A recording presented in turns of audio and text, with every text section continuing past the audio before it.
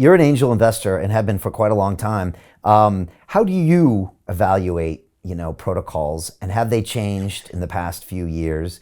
And there's probably a lot of people now seeing pitch decks on their email inboxes. And just advice you have to anybody who wants to angel invest. I think the challenge right now in the crypto ecosystem is there's so much capital around that it's created an environment where it's very founder friendly. It's very hard to get allocations. Very hard to get into rounds, and you end up with a situation where oftentimes if you can get into a deal, it might not be a deal that you necessarily want to get into. So it creates some perverse incentives there. That said, when I speak to founders, I look for, people with high conviction.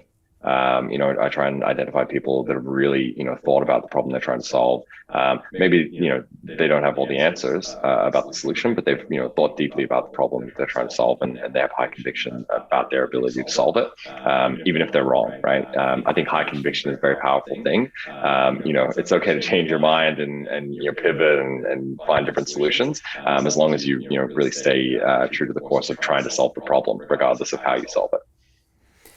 And like you said, there's a lot of capital out there and it's hard to get into some rounds. So do you sometimes have to take a break and give it a pause? And do you see that slowing down, or is it probably going to get even more so skewed towards the founders having those choices?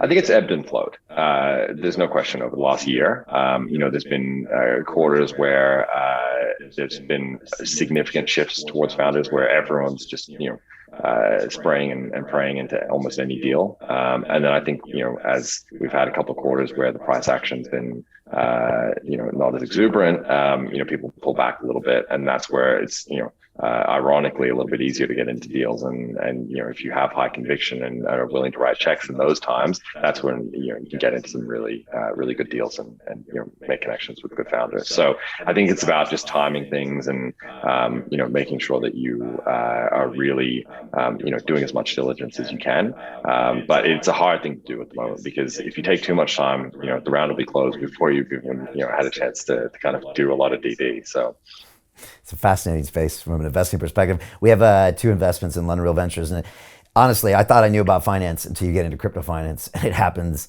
at the speed of light with completely different instruments, completely different protocols. It's been a real education process, but also super exciting too, and maybe the new normal.